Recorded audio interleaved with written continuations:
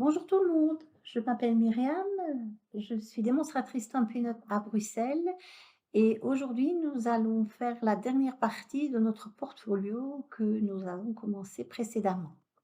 Voilà, je vous montre où on en était, c'est-à-dire à la structure. Nous avions fait l'intérieur, il fallait encore faire les décos et les petites cartes. Donc je me suis avancée pour que les vidéos ne soient pas trop longues. Et j'ai fait au maximum. Voilà, donc nous avions ce côté-ci. Ici, j'ai fait 2 cartes. Faites comme vous voulez. Je les ai faites très simples. Voilà, j'ai joué avec des gaufrages, des papiers. J'ai toujours mis cette petite touche rouge qui me plaisait bien. J'ai mis un petit mot. Je n'ai pas fait beaucoup plus gros de ce côté-là parce que comme je vous disais, c'est le côté qui referme l'album et pour que la tranche ne soit pas comme ça parce que c'est pas très heureux, je n'ai pas fait épais. Donc pensez-y quand vous faites ce côté-là, mettez plutôt les choses à plat, ne mettez pas de dimensionnel. Ici, j'ai simplement mis un morceau de blanc, un morceau de DSP et un tampon que j'avais dans tout ce que j'ai à la maison et j'ai utilisé ici les fameux, cercles, je ne sais plus comment ils s'appellent, où il y a plein de formes vraiment très spéciales et comme c'est des petites fleurs, je me disais: «Ça allait très, très bien». À l'intérieur, nous avions fait notre tirette et moi j'ai fait un papillon. Vous voyez ici, on voit très bien, j'avais utilisé le classeur d'embossage qui est une exclusivité en ligne, qui est vraiment très sympa, qui fait un petit peu comme de la tôle ondulée et je trouve que c'est assez sympa et assez neutre comme dessin, donc ça peut aller sur plein de projets. Donc n'hésitez pas à en profiter. Le papillon, je l'ai fait dans je m'approche comme ça, vous voyez? Je l'ai fait dans le papier, ambré, oh c'est dou est-ce que c'est douceur ambré? Je ne sais plus comment, je ne sais plus.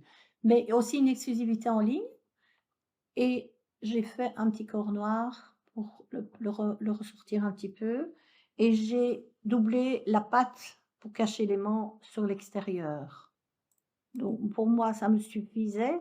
Si vous voulez mettre plus de décor, libre à vous de faire tout ce que vous désirez évidemment. Donc moi, je suis toujours restée, comme je vous dis, assez sobre parce que c'est plus ma marque de fabrique, mais chacun fait ce qu'il veut. Voilà.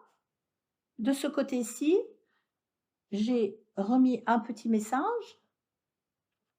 J'ai joué sur 2 cartes relativement simples et ici, c'est une carte où j'ai également utilisé le classeur d'embossage, tout ondulé, je l'appelle comme ça, je suis pas sûre que c'est comme ça qu'il s'appelle, mais voilà. Alors évidemment ici, quand on ouvre la pochette, elle a les pochettes ont peut-être tendance légèrement à glisser, mais a priori, il est quand même prévu d'y mettre des photos, donc ça va prendre un petit peu d'espace, ça va coincer votre pochette. Parce que si vous c'est déjà très serré au départ, rajouter des cartes, des photos, ça risque d'être un petit peu embêtant. Donc pensez aussi à l'épaisseur de tout ce que vous mettez. Voilà, à l'intérieur, nous avons une pochette. Attends, je vais tout enlever parce qu'il y a tout qui tombe. Hop là. Nous avons une pochette et j'ai fait une carte. Voilà, je me suis amusée à faire une petite carte rigolote. Et de ce côté-là, j'ai fait un passant. Je ne sais pas si on va voir beaucoup. Voilà, vous voyez, j'ai utilisé. Attendez, on le voyait à un moment donné. Zut, zut, zut, zut, voilà, on ne voit pas trop bien. Mais j'ai utilisé un classeur. Comment est-ce qu'on appelle ça? Non, c'est pas celui-là. Je l'ai oublié dans mon bureau. C'est un classeur qui fait des petits pics, des petites découpes sans passer à travers et je trouvais comme c'était des feuilles, c'était un ancien truc qu'on avait et je trouvais ça très sympa. Je trouvais que ça allait très, très bien avec, le projet puisque ce sont des fleurs, plus exactement des feuilles, excusez-moi. Donc je trouvais que c'était sympa. J'y ai glissé une petite carte toute simple et j'ai mis un petit papillon. Pour moi, c'était assez. Encore une fois, si vous voulez en remettre plus, n'hésitez pas. Lâchez-vous, comme on dit. Voilà. Puis, ça se referme et j'ai fait le dos tout simple. pour cacher le ruban qu'on avait placé. Voilà. Si vous voulez mettre encore autre chose, libre à vous. Moi, je n'ai pas fait ni les tranches extérieures, ni les tranches intérieures, parce que ça me plaisait bien d'avoir ce côté noir qui ressortait. Rien ne vous empêche de remettre ici un papier blanc et un DSP si ça vous plaît. C'est encore une fois au goût de chacun. Moi, je trouvais que c'était assez chargé comme ça et je n'ai rien fait. Donc, il ne nous reste plus qu'à faire la page de devant. Je vous avoue que je me suis déjà avancée. Alors non, non, elle n'est pas toute blanche, rassurez-vous. Je me suis quand même un petit peu foulée. Et la page de devant, elle se présente ainsi. Voilà. Donc, j'ai fait une page blanche, une page noire où j'ai utilisé le classeur de gaufrage ondulé. Comme ça habille le papier noir en y restant très discret. J'ai utilisé le même dies que nous avons utilisé pour faire les pochettes, et ce fameux dies, ceci. Moi, j'ai utilisé ce dies-là, et je ne sais plus comment il s'appelle celui-là.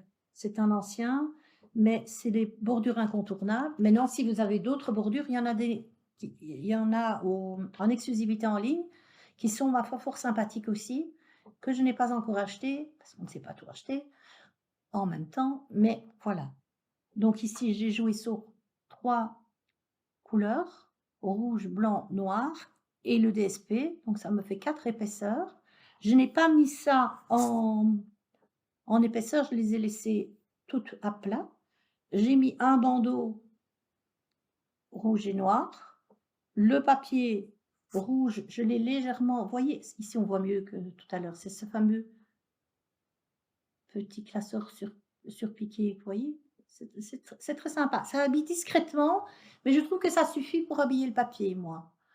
Voilà.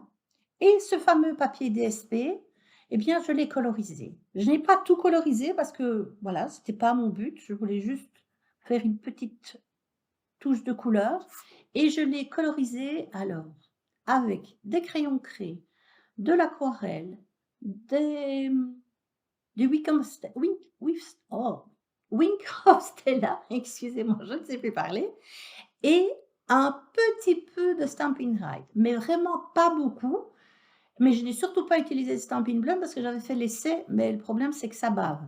Quand je dis ça bave, ça déborde de votre dessin et c'est vraiment pas beau du tout, du tout, du tout.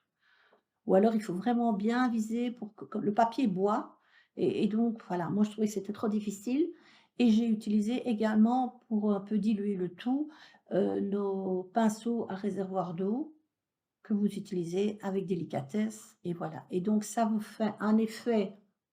J'ai joué sur les couleurs, j'ai joué sur le rouge, sur l'orange, sur le jaune et sur le vert. J'ai pas fait toutes les feuilles de la même couleur, même si elles vous paraissent comme ça à l'écran de la même couleur. Il y a des subtilités, on voit pas trop bien, mais il y a des dégradés, ma foi, fort sympathiques. Moi, ça me plaisait assez, j'avoue.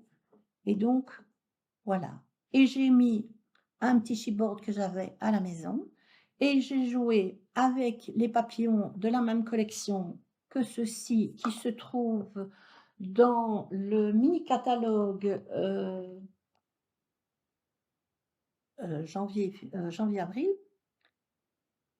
Celui-ci où il y a des dice et un classeur hybride. Il est très très chouette, hein, ce lot, franchement très très sympa.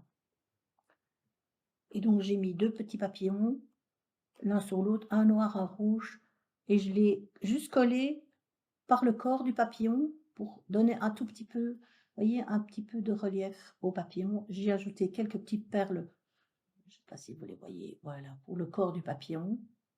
Et sans plus, j'ai remis une petite perle là. Et pour moi, je dis bien encore une fois pour moi, ça me suffit. Donc je vais me permettre, évidemment, si ma colle veut bien, comme d'habitude, hein, c'est toujours la même chose. Bon, ben, je crois que... Ah, attendez. C'est quand même épouvantable. Chaque fois que je suis à la caméra, j'ai des problèmes de colle. Bon, ben voilà. Je crois que c'est la fin des haricots, comme on dit. Voilà. Vous placez votre carte ici, là, et vous avez votre album qui est terminé. Moi, je vous avoue que je suis assez satisfaite du résultat. Je n'ai pas fait les décos avec vous en direct parce qu'en fait, quelquefois, faire les décos d'un album et tout ce qui va à l'intérieur me prend une journée parce que je prends, je fais, je défais, je recommence, enfin bon, je m'éparpille dans tous les sens avant de trouver tip top ce qui me convient. Donc pour pas vous embêter avec tout ça, je ne l'ai pas fait en direct, donc je l'ai fait juste avant pour vous épargner tous ces tracas. J'espère que ce que j'ai fait vous plaira. Donc ici, j'ai fait un ruban, donc je vous rappelle que vous pouvez mettre également des aimants, il n'y a aucun souci avec ça. Donc vous aviez celui-là et le modèle original était celui-là. Vous voyez 2 modèles, 2 salles, 2 ambiances, comme j'aime à dire. Comme quoi on peut faire les mêmes choses et ça n'a rien à voir. C'est vrai, hein, c'est sympa. Ce papier-là ne sera plus au prochain catalogue, donc vous avez jusqu'au mois de mai, enfin fin avril, si il vous intéresse. Après, il n'y sera plus. Donc, profitez-en dès maintenant. Celui-là, c'est une exclusivité en ligne. Dit exclusivité en ligne, vous ne les trouverez que en ligne dans aucun catalogue. Et comme on dit, quand il n'y en a plus, a priori, il n'y en a plus. C'est rare. Enfin, quelquefois, ils font un réassort, mais quand le réassort est fini, ben, c'est fini, quoi. Donc, c'est dommage de passer quelquefois à côté de jolies opportunités. Je sais bien qu'on ne sait pas tout acheter. Donc, il y a des choses, ma foi, fort sympas. Donc, n'hésitez pas à aller sur ma boutique en ligne, y faire un petit tour. Si vous avez besoin de conseils, d'un petit coup de main pour ce portfolio, si je n'ai pas été toujours claire dans mes explications, n'hésitez pas. Si vous avez un petit commentaire, si ça vous a plu, n'hésitez pas aussi à me le faire savoir. C'est toujours très, très agréable de voir si ça vous plaît. Mais même si ça ne vous plaît pas, c'est toujours aussi sympathique, entre guillemets, bien entendu, et si c'est dit avec gentillesse. Voilà. Je vous retrouve très bientôt pour d'autres projets et je vous souhaite une bonne fin de journée. Au revoir, à bientôt.